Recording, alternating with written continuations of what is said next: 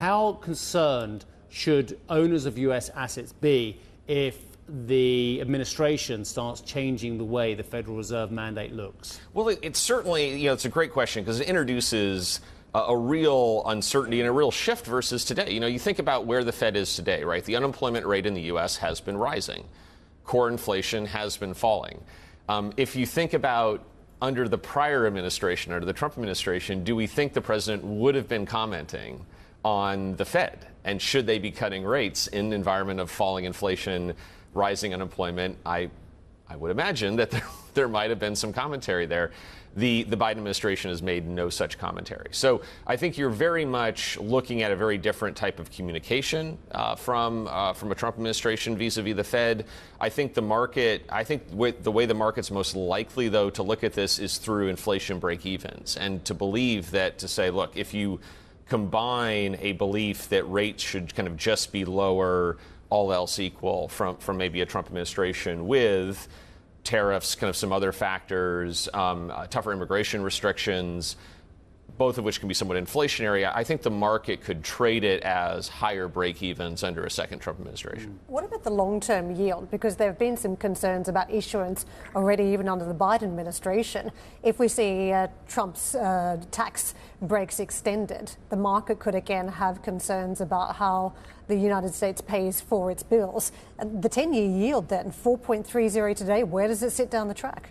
Well, so that does raise a big uncertainty. And again, I do think for all this focus on fiscal in the U.S. and Europe, the long end has been surprisingly resilient. So maybe that clearly speaks to there is still a lot of demand out at the long end. But I'd actually, not to pivot too much politically, but I think this also brings the UK into an interesting place, because I think the dominant narrative is, well, the US might see fiscal expansion under either candidate. France might see fiscal expansion under a variety of outcomes.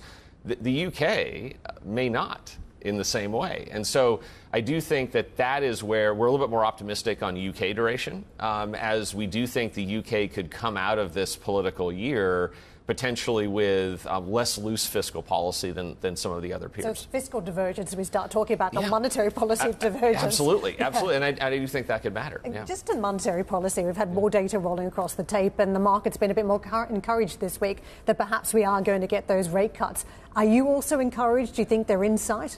Yes, we are. So we're more optimistic that both the Fed and the ECB will cut rates in September. And look, I think it's understandable that these central banks don't want to pre-commit. They don't want to sound overly complacent about the risks of inflation. But we think, the data that the ECB will see by September will be inflation continuing to moderate. And I think for the Fed, inflation is continuing to fall. We think we'll get, kind of a 0.11 core PCE reading month over month.